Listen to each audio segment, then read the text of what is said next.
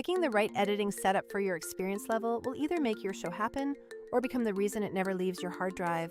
It's not just about which tool sounds the fanciest, it's about whether you'll actually finish an episode. Editing eats time, and if the process is too clunky or expensive to hand off, you'll quit before your podcast or video series has a fair shot. I've been deep in the trenches, testing every editor people love to throw around since the days when Final Cut Pro was basically the default flex.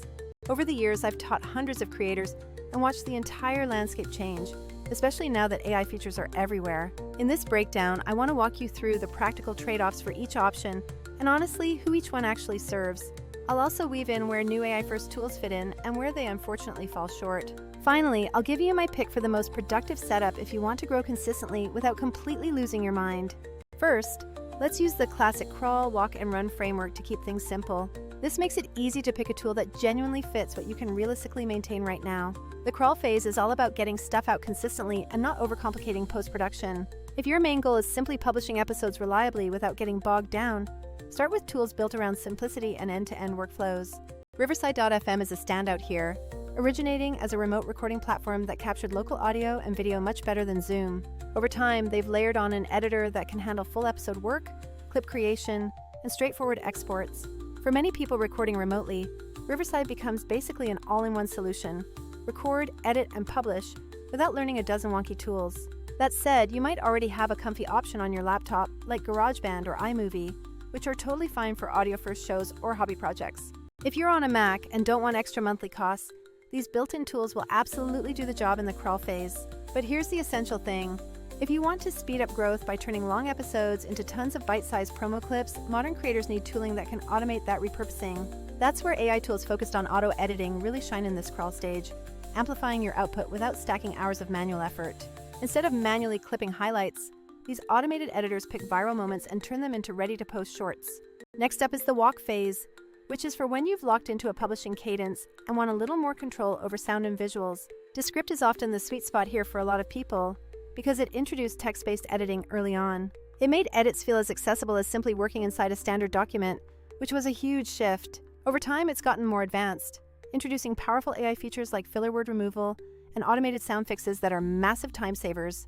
Descript is a great companion if you want to polish your audio, make fast cuts, and ease the repurposing process. However, since it's cloud first, that can sometimes feel limiting if your internet is flaky or you really need to work offline. Some creators then want even more automation around creating clipped promos and scheduling them across socials, which pairs Descript well with a dedicated repurposing tool. This is where a tool like Vizard integrates nicely because it automatically finds viral highlights and drops them directly into a scheduling calendar.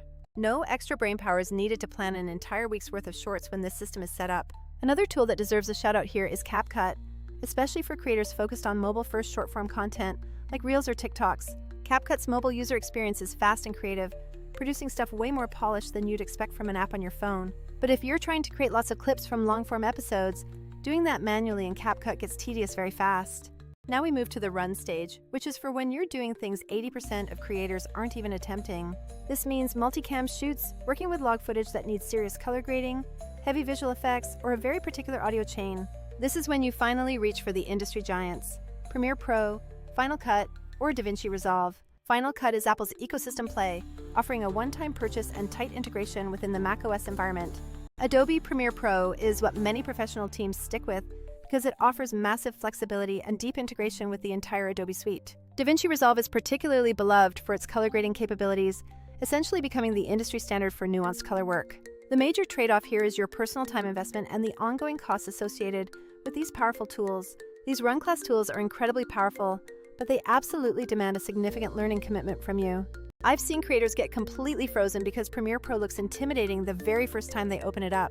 Once you start relying on one, you have sunk cost in years of saved shortcuts, custom plugins, and workflows that are tough to abandon. Also, some of the AI-first conveniences you see in newer tools aren't always present yet in these older desktop-first professional suites, though that's finally changing. Lately, the market is exploding with new AI-enabled editors promising automatic clip selection and viral scoring.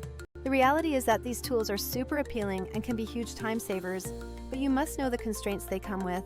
For instance, some AI tools restrict export quality, maybe only giving you 1080p even if you shot everything in beautiful 4K. Others might impose file size or length limits because all that heavy processing is happening entirely in the cloud. Some focus solely on promo assets without giving you robust, full episode editing capability in the same package.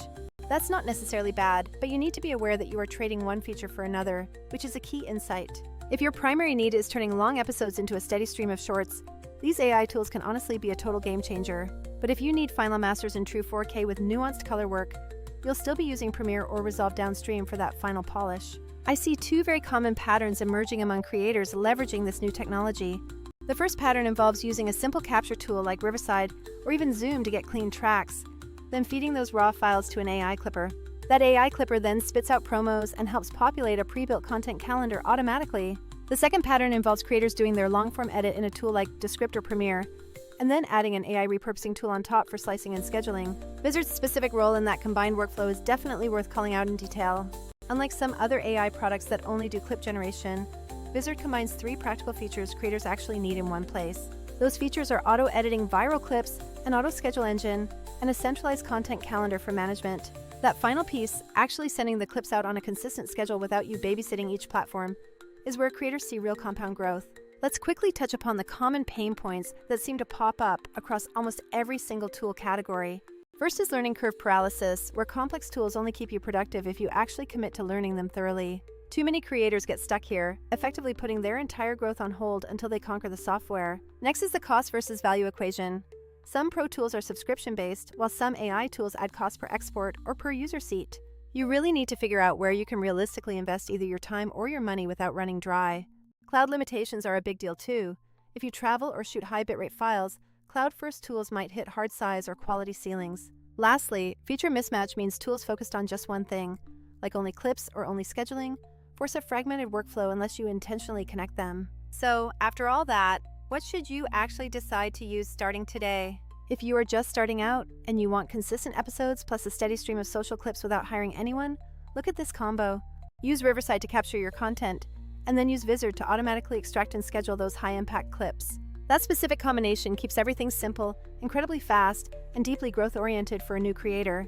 If you're in that middle walk ground where you want more creative control but still desperately need automation, Descript plus Vizard is a killer pairing. Do your detailed episode-level polish inside Descript, then let Vizard automatically find those viral moments worth clipping. It will apply quick stylings and push those finished clips directly into a centralized calendar, ready for deployment. For you high-end producers doing multicam shoots or bespoke motion work, keep Premiere or Resolve in your pipeline for the final masters. But you should absolutely add Vizard to that workflow for the heavy lifting involved in scaling promotional asset production. This approach gives you those cinematic final episodes alongside a consistent content engine, powering all your social growth. Here's the final TLDR. The absolute best software is simply the one you are most likely to actually open and use daily. For pure beginners focused on shipping episodes and social growth without burning out, Riverside paired with Vizard remains my top specific pick. For creators who value that text-based editing ease and pure editing speed, Descript is fantastic. Just make sure you pair it with Vizard for automatic clipping. And for pro production workflows, Premiere, Final Cut, or Resolve are indispensable, but Vizard should complement them when you need to scale that vital clip production. I have genuinely watched creators explode their reach the moment they stop manually clipping things and start leveraging automation for distribution. Vizard doesn't try to be the color grading hero or directly replace Premiere Pro in your system. It focuses instead on the real pain creators have, turning long content into consistent, high-performing social posts and actually getting them out the door. So tell me right now, what editing setup are you currently using for your main show?